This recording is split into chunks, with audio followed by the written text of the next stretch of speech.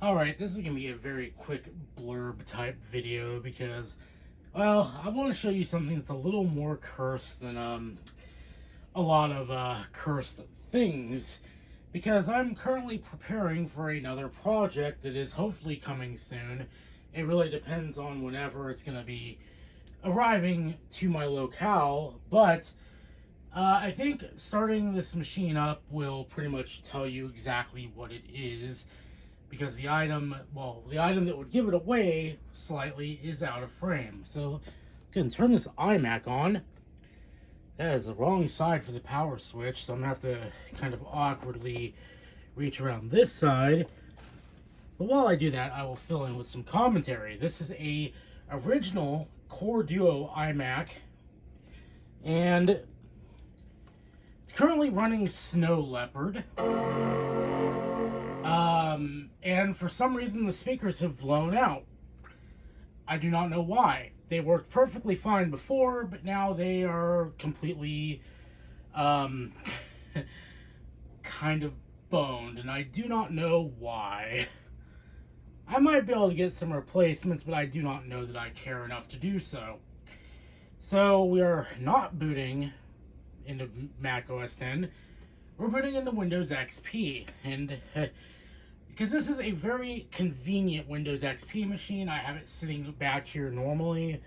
This is kind of like another a little desk for retro projects I have set up at the back of my room. And as you'll see here, it's going to boot into Windows XP. It takes a minute from this point for some reason. And this machine is over-spec'd for XP, so it runs pretty quick. It's very nice. And, that's a little cursed. Yeah, the Zune desktop theme kind of gives away what this machine is going to be doing under XP, because I do have a laptop that's actually this big old albatross of a machine right here. This is an HP of some sort. However, that HP doesn't exactly work fully because HP doesn't make the drivers available publicly for some reason. Okay, that's actually kind of a half-truth.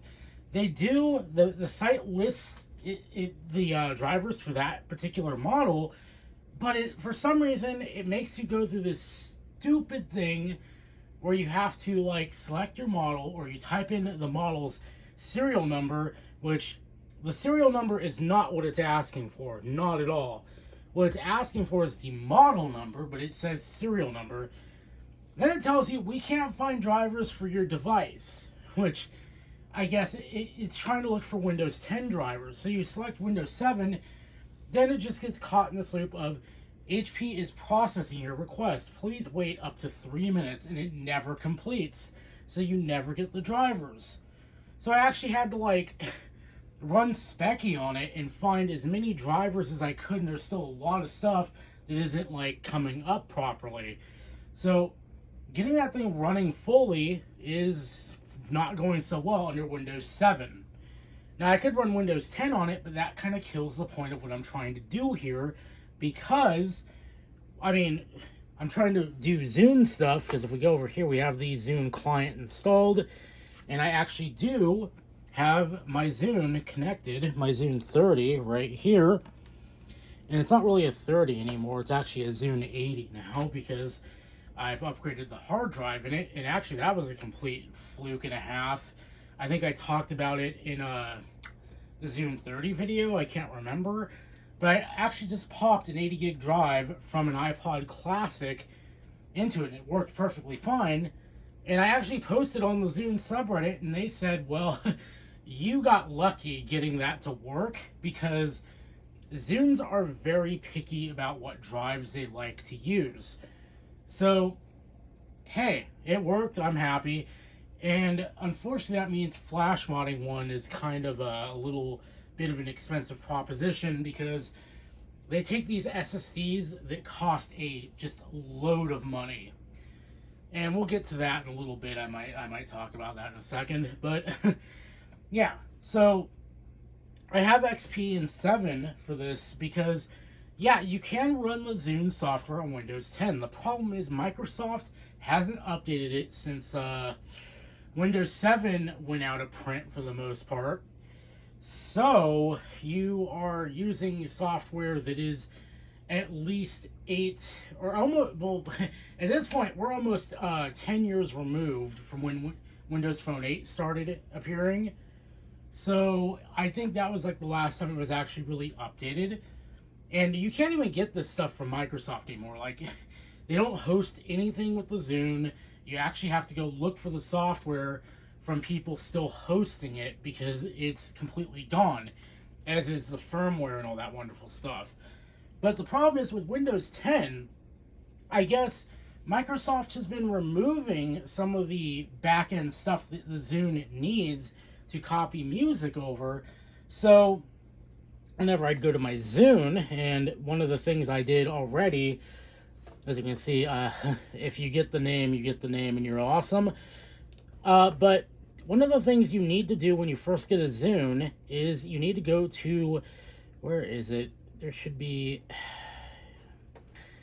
God, I am losing my mind. There's conversion settings, and you need to have it set to only convert files that can't play on here, because my entire library is all AAC, which the Zune can in fact play.